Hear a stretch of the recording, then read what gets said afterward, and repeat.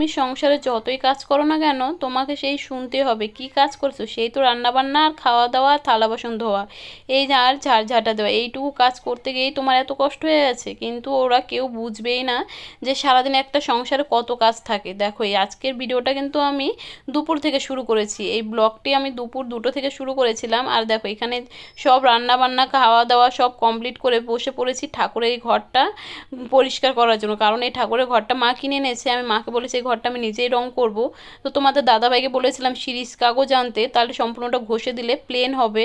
আর যখন ঘষা কমপ্লিট হয়ে গেছে আজকে ঘেমে টেমে স্নান করে গেছি, কারণ যে পরিমাণে গরম কিনা বন্ধুরা, আর এটা একটু করতে কষ্ট হচ্ছিল। তারপর দেখো একা করিনি, দুজনে মিলে করেছি, তোমাদের দাদাভাই আর আমি দুজনে মিলে করে নিয়েছি। আর তারপর দেখো ওটা ঘষা কমপ্লিট হয়ে যাওয়ার পর দুপুরে সম্পূর্ণ থালা বাসনগুলো আমি মেজে রেখে দেবো, কারণ হচ্ছে আজকে আমাদের একটু নেমন্তন্ন আছে। তো আমি রোজই এটা পরিষ্কার করে রাখি, কারণ রোজ পরিষ্কার করে রাখলে ভালো হয়। আর দেখো এদিকে সম্পূর্ণ মেজে নিচ্ছি। আর এটা যেহেতু উনুনে রান্না করি কিনা বন্ধুরা, তো দেখো হাতের অবস্থাটা শুধু দেখো, কালি মেখে পুরো ভূত হয়ে যাবে। তো যাই হোক না হোক, গ্রামের কাজ আর শহরের কাজ কিন্তু অনেক তফাৎ। গ্রামের মেয়েরা যত কাজ পারবে শহরের মেয়েরা কিন্তু সেটা পারবে না, কারণ শহরের কাজ শৌখিন কাজ আর গ্রামের অনেক কষ্টের কাজ করতে হয়। কিন্তু আমি এটা শহরের মেয়েদের ছোট করার জন্য বলছি না, তোমরা খারাপ ভেবো না। কিন্তু শহরের দেখো যেই সব কাজ থাকে কিনা বন্ধুরা, সেই সব কাজ কিন্তু আমরা সব সময়ের জন্য করতে পারবো, কিন্তু শহরের মেয়েরা কিন্তু গ্রামের কাজগুলো করতে পারবে না, কারণ ওরা এটা কখনো দেখেনি আর ওদের খুব কষ্টও হবে। তো দেখো যাই হোক না হোক মেয়েরা সব পারে, তবুও শহর আর গ্রামের মেয়েদের মধ্যে একটু তফাৎ তো আছেই। তারপর দেখো এখানে সম্পূর্ণ থালা বাসন মেজে নিয়েছি। আর দেখো থালা বাসন মাজা পরিষ্কার হয়ে গেলে, যেহেতু সামনে আমাদের বাড়ি বিশ্বকর্মা পুজো আছে, তো বাড়িঘর আস্তে আস্তে গোছাতে হবে। পুজো তো প্রায় চলেই আসলো, তো এখানে যত কৌটা ছিল তো সবগুলো ধুয়ে পরিষ্কার করে নেব, কারণ একে একে সব কাজগুলো না গুছিয়ে নিলে একসঙ্গে আমার খুব কষ্ট হয়ে যাবে।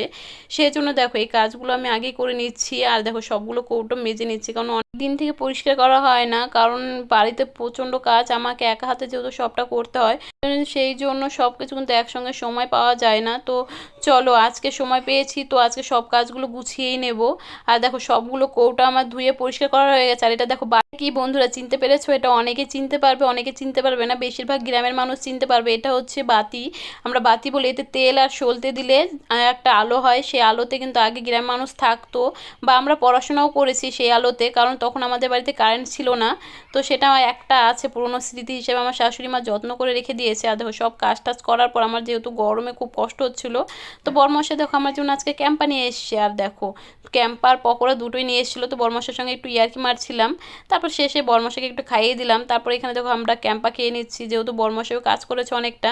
তো চলো দুজনে মিলে ক্যাম্পাটা খেয়ে শেষ করি। আর আজকের ওয়েদারটা ছিল না বন্ধু, সত্যি বলছি অসাধারণ ছিল। ওয়েদারটা যেহেতু সুন্দর ছিল একদম জাস্ট ওয়াও।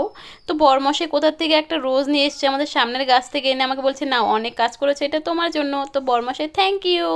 আর দেখো আমার এই মিনি ব্লগটি তোমাদের যদি ভালো লাগে তাহলে অবশ্যই লাইক কমেন্ট শেয়ার এবং সাবস্ক্রাইব করে দেবো। আজকের মতো টাটা বাই বাই সবাইকে।